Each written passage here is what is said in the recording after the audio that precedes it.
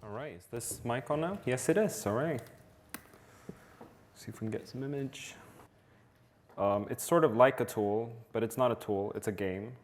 So yeah, I'm neither an architect, an engineer, or work anywhere near construction. I had to look up what AEC means when I got invited to speak here. So I'm not sure what my role is here, but they thought it was interesting inviting me. So I'm just going to tell you a little bit about this thing I made, some of the concepts that go into making it, both the technical aspects and some of the sort of design aspects. And if any of it is interesting to you, then please make eye contact and nod so I know that I'm making a connection at all.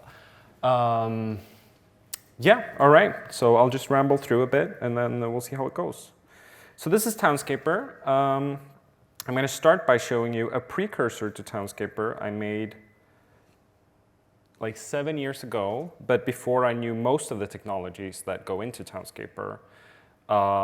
This one is called BrickBlock. It has the basic thing of that you can build sort of houses with chunks in a voxel space, and it automatically solves for, figures out how to, but you can create floating houses too, like that. But it automatically makes sure that it looks it makes sense, at least not necessarily structurally, but sort of everything fits together, and there are sort of details that make sense everywhere, little doors and windows and plants and whatever. And we're going to look at the basic technology behind this, which is also part of Townscaper. And that's, maybe it's here? Yeah, there it is.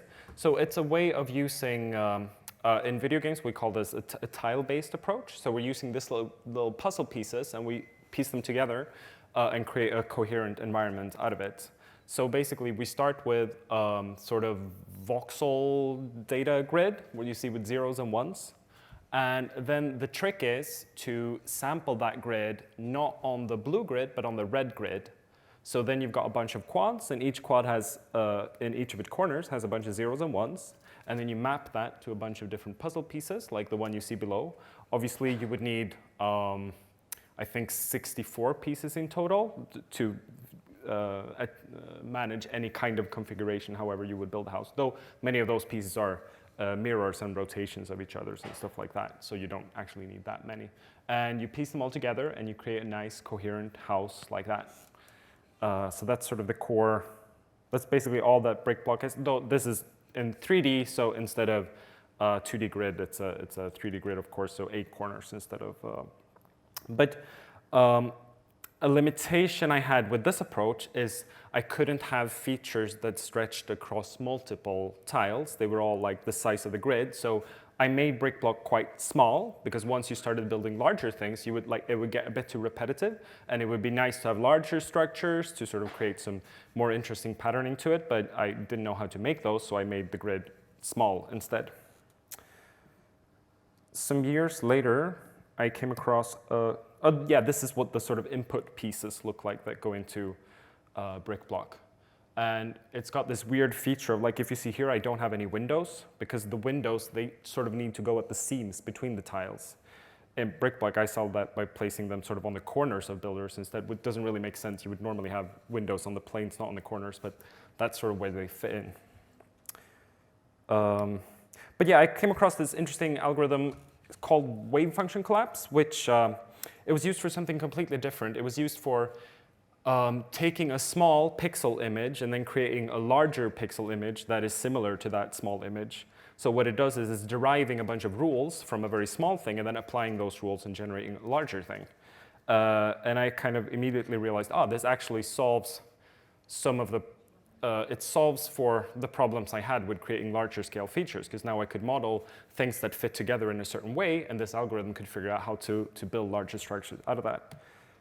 So here's some cool things I started to experiment building out of it. Got some nice buildings. They look quite like BrickBlock, but they start to have some features that actually stretch across multiple tiles in this voxel space. So the trees you see on the left one, they're a bit bigger. On the right one, you see some slopes and stuff, and some this little section here that sort of stretches across multiple tiles. And of course, the principles behind this work in any graph structure, really. So the one in the middle, you see, it's on a planet, but it's actually made out of sort of prisms tiled around the planet creating this kind of hexagonal look, which is like, you could imagine a video game looking like that. And the way this algorithm works, and I think like this algorithm could possibly be implemented in, it's a type of constraint-based programming. It could be possibly be implemented in some kind of architecture software. So here's a little demo I made to demonstrate sort of the principles behind this algorithm.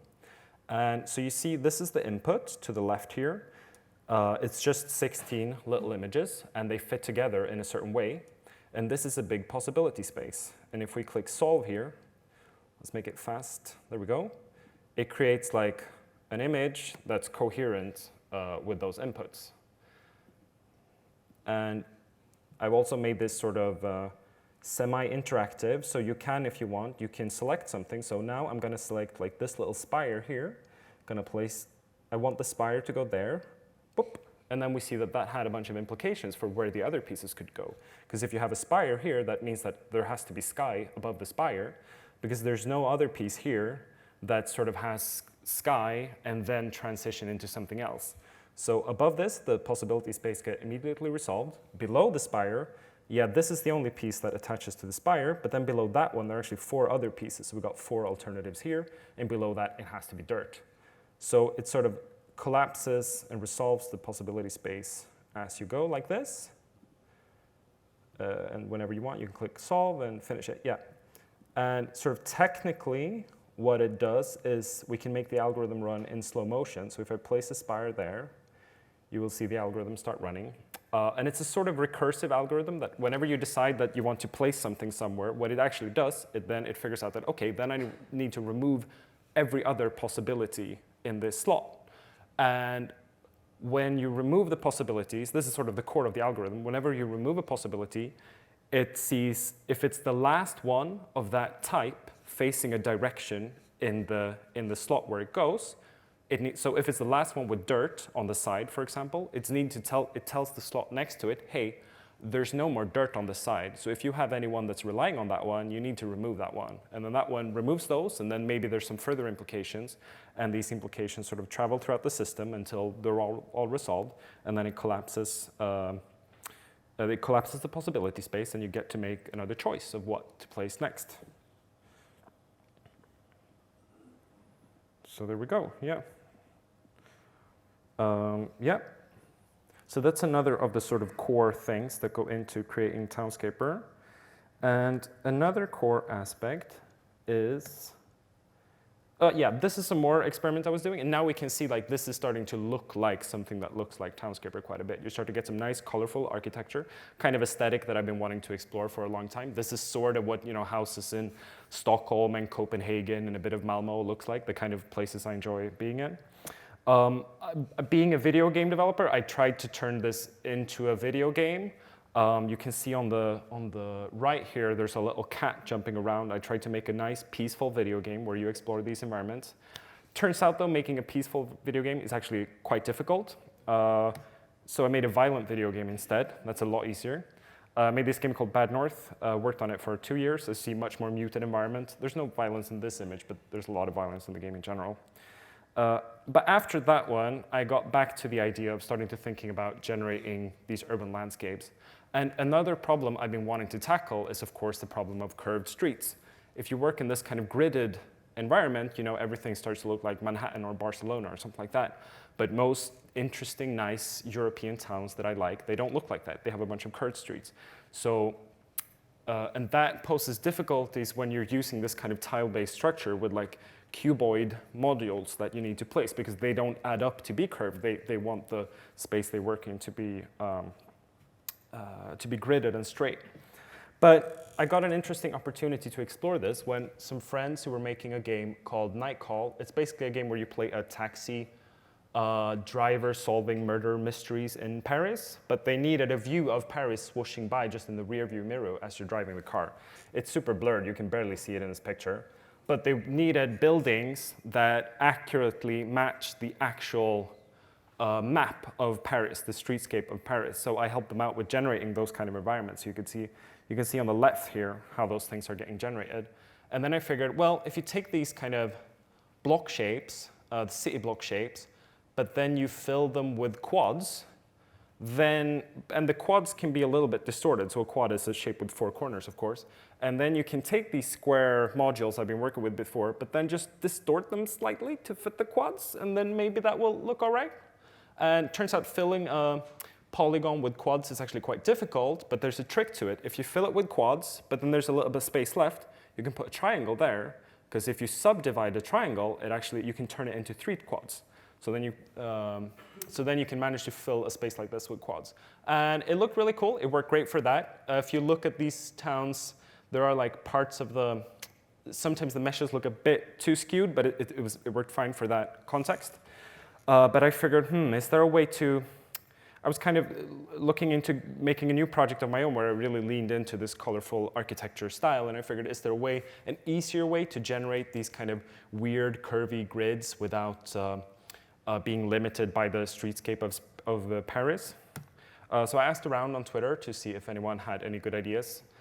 I didn't get a lot of responses, or everyone thought I was joking, so I had to make something up on my own. And I made this little cool thing, which is the basis for how the grid is generated for Townscaper. So you can see it happening on the left there. A hexagon is nice, because you can stack several hexagons. They can fill the plane. And you can fill a hexagon with triangles. So that's what I'm doing. And then I randomly remove edges between those triangles, because if you remove the edge between two triangles, obviously you get a quad. And then when I'm out of edges to remove, so I'm left with mostly quads, but also some triangles, I just subdivide everything, and then I'm all quads. And on those quads, you can place these cuboid modules, these little puzzle pieces.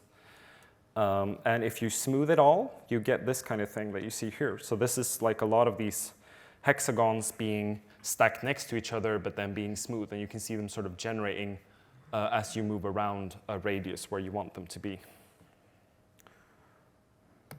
So if you put all these things together, the sort of interactive voxel dressing up from brick block with the wave function collapse algorithm, you get something that looks like this. So this is like some early images from Townscaper. And again, you see in the middle image, I don't have any windows yet, because I didn't have a good way to place the windows. So now we're going to look at the actual Townscaper. Here we have it. Bloop, bloop, bloop. So you see how like the algorithm I showed the one in brick block, it's sort of like marching cubes. It's like just a dressed up version of marching cubes, which if you're an engineer, you might have heard of. So this one together with wave function collapse create this. And you can see how, like, however I build, the algorithms will figure out a way to make it coherent. And things I build can have implications a long way away. So if I like put these, let's see. Yeah, if I put a little metal struts like this, you'll see how they like have implications for the shape of the roof below and stuff like that. And we'll turn on the grid as well. So an interesting consequence of this, the grid is as well that if you have something like here you can build a pentagonal house. That's pretty cool. But it's still made out of these quads, but these quads are a bit skewed to fit like that. So we'll open a big and colorful, nice-looking scene like this. So here we can see how I'm getting a lot of these sort of large-scale patternings and visuals that was keeping me from making brick block larger. Now I can finally have some of those. Some of that, obviously, we get from the grid itself. So you get these nice curvy streets flowing. That's a sort of large-scale pattern in and of itself. The coloring, of course, makes the user able to create sort of large-scale patterns in themselves. So here you see I've themed the neighborhoods. We got a sort of, oh. Did we lose a picture? There we go. You've got these sort of red neighborhood here and a blue neighborhood here and yellow stuff here and a nice white church on top like that. Because of the way the algorithm, the wave function collapse algorithm, it figures out how to make something coherent out of little puzzle pieces that I give it. And that sort of turns into a little bit of an interesting game in and of itself, because yeah, obviously if you build, you can make different types of roofs depending on how you build things. If you build like a slightly larger tower, it will put a little spire on top of it. If you build an enclosed area like this area here, it will put like a nice little garden inside it. And these little rules and tricks, they sort of layer on top of each other. So here's a nice garden, and if we remove, then we get a nice little garden path. And if we make several of these garden paths meet in one spot, we get like a nice little statue in the middle. So there's no gameplay to this game whatsoever. There's no scoring. You can't win or lose. You just build things. But there's a bit of a gameplay in figuring out how to find all these neat little tricks and how to make these little things appear. Also, like if you make a single colored garden, like maybe this one, which is like all surrounded by yellow walls, it's nice and plain like that. But if you place different types of different colors around the garden, they will sort of look like separate houses, and you'll get these nice little sort of walls dividing up the space between it into separate little parcels like that. And they sort of just randomly appear, like you don't have control over how these things appear. Yeah, and you can make little staircases like this, making nice sort of Mont Saint-Michel type environments. Another thing I'll show you is, so the way there are these steel support structures in the game, as you've seen. So if you build something weird and just put blocks of house in the middle of the air, of course they need to support themselves in some way. So then they have these steel support structures, and there's no engineering going on figuring out how to make this actually structurally viable. What's happening instead is that there simply aren't any flying corner pieces that don't have a steel structure. So whenever there's a flying corner piece, it needs to have a steel structure, and then all the pieces below need to respect that and need to like link up to that in some kind of way. And you can make sort of fairly weird sort of shapes and make them hook up together like that. If you build them like that, you get little hooks like that, so you get like little cranes. But something people noticed is there's actually, because of the way the grid is built, there's actually places in the grid where it's looping around in weird ways, so you can create structures that don't have any corners. So I'll show you what happens then. So so now you see this only has like two little steel structures carrying this thing. This doesn't look stable at all. And if I place a last little piece like that, you get nice little propellers. And this was actually, the propellers weren't there in the original release of the game, because now there are these like super nice symmetrical areas spread out through the game where you can build nice flying cities like this, but there didn't used to be. And I kind of realized there might be a theoretical possibility of these loops existing, but I hadn't found any myself, so I realized they're probably not there. But then just like very soon after I released the game, people started to show pictures where they managed to find like huge loops where you could build structures without any corners, so no steel supports and just these floating structures. And then I figured, do I try and fix that bug or reward people for discovering these places? So then I also made these, added the propellers instead, and added also sort of a bunch of manually constructed, so most of the grid is being generated in the way I showed, but then I also spread out these manually constructed little grid pieces, which have like interesting symmetrical shapes or more straight gridded shapes for people that want to build those kinds of buildings. And that also ties into, so the general idea with this, the design of the game is that people should play on a very, people play on a very, very basic and simple abstraction level. They just pick the colors and place the blocks, and they can remove them, and that's it. That's all they can do. But then the complexity comes from, not from the interaction, but from the game, sort of the simulated environment or whatever you want to call it below the game. So if you pan out like this, you can find these sort of really symmetrical areas if you go really far out. And that's also a way of adding, so like, because when I released the game at first, people wanted to be able to design bits of grid themselves to decide if they should build a square town or a round town or whatever. But that's, designing a piece like grid is actually quite unintuitive to someone who's not used to working in 3D, making sure it's all made of quads and making sure they're sort of fairly average size, sort of at least. So instead of making a very, very complex tool that lets the user design these grids for themselves, I just made that part of the interaction is that you can they're sort of hidden throughout, and you can scroll around and find them yourself. And likewise, all these little sort of rules and configurations of how you can build things and what different things appear when you build in different ways is also a way of adding complexity to the experience without adding complexity to the interaction.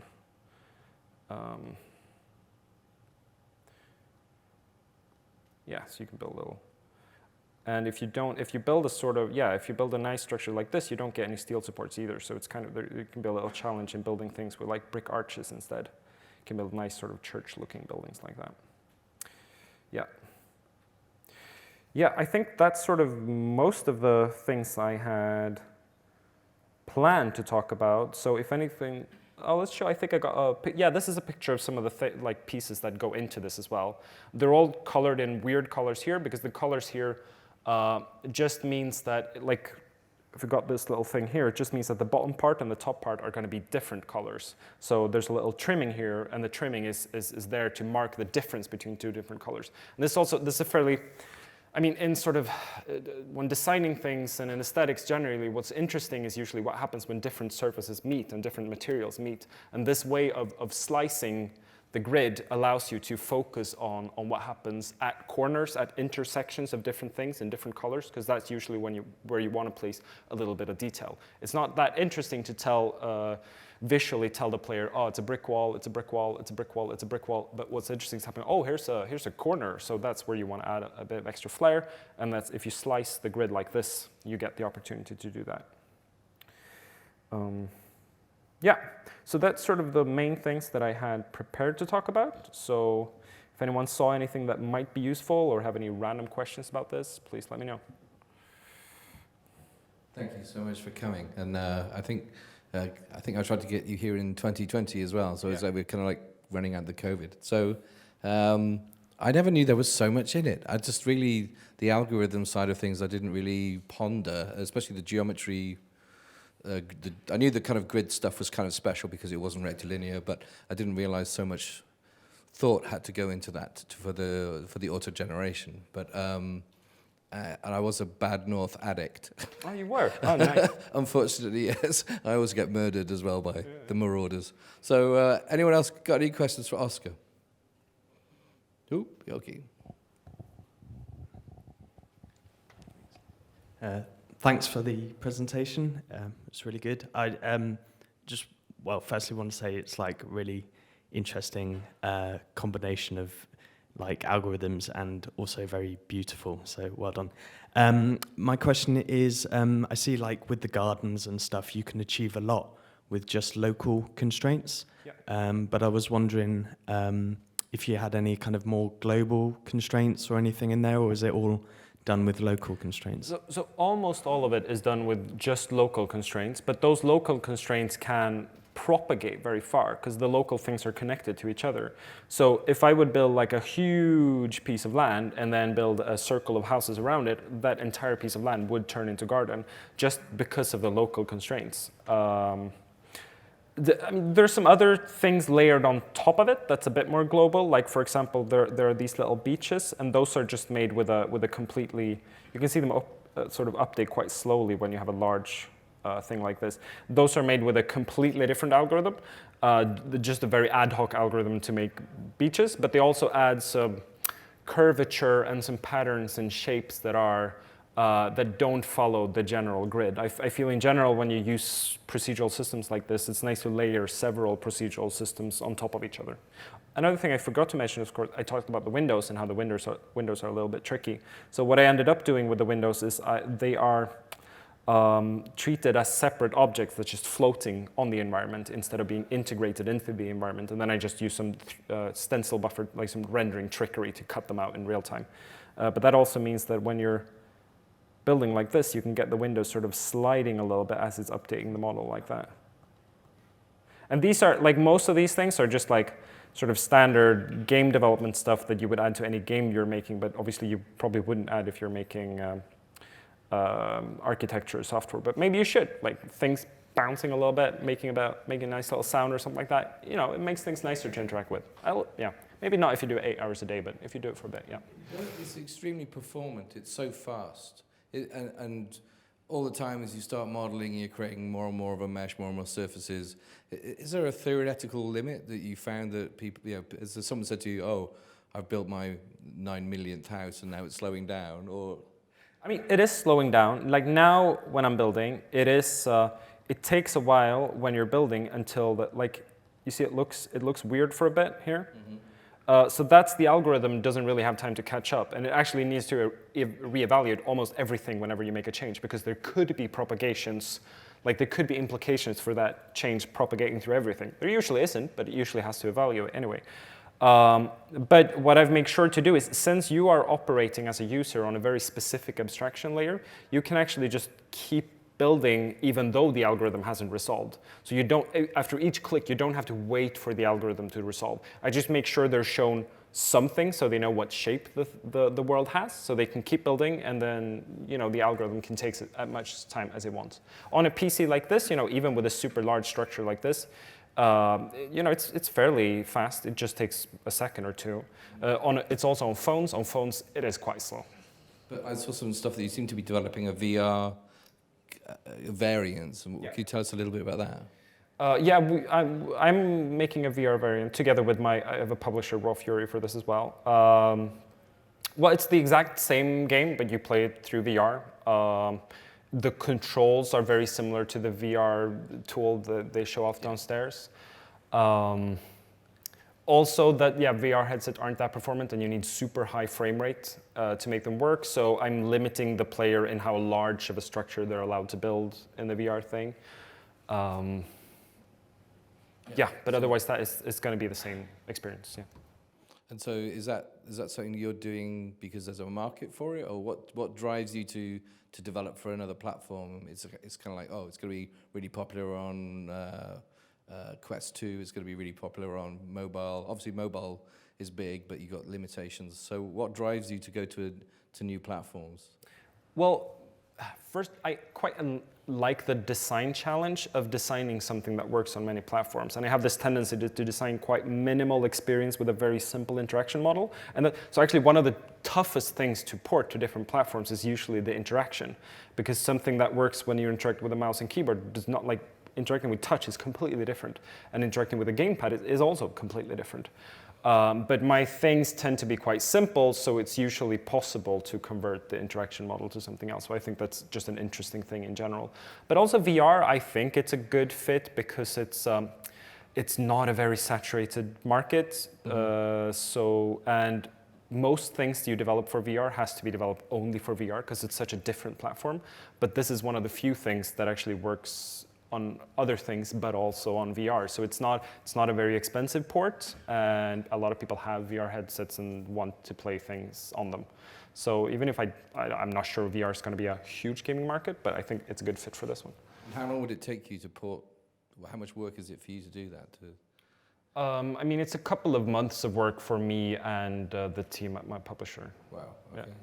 So when are we going to see a Bad North invasion of berserkers in the streets of Townscaper? That's a good question. I mean, my tendency so far has been to sort of, for my every project, I take parts of my last projects and put together and so forth. So who knows, maybe that's my next game project. After the VR version, I'm probably going to move on to some new projects, but could be something like that. So it's interesting, that kind of like whole process of you. I would never have thought Bad North came out of the initial mix of what you were doing, and that seems like interesting, because we don't, in Bad North, if you know it, you don't get to really design anything. It's just a violent game. But the aesthetic is very similar, but ish. In some ways, it's in water. Yeah. So any other questions? Good question.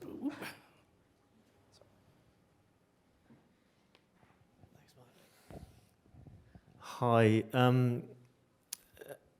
As a designer, it's really annoying to me how effortlessly gorgeous this is. I was really interested in the way that you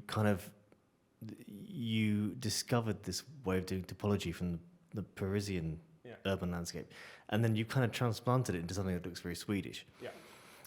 Have you thought about other topologies that you could discover from other urban landscapes? I mean, is that the only solution? The way that you tessellated? I don't think it's the only solution. It's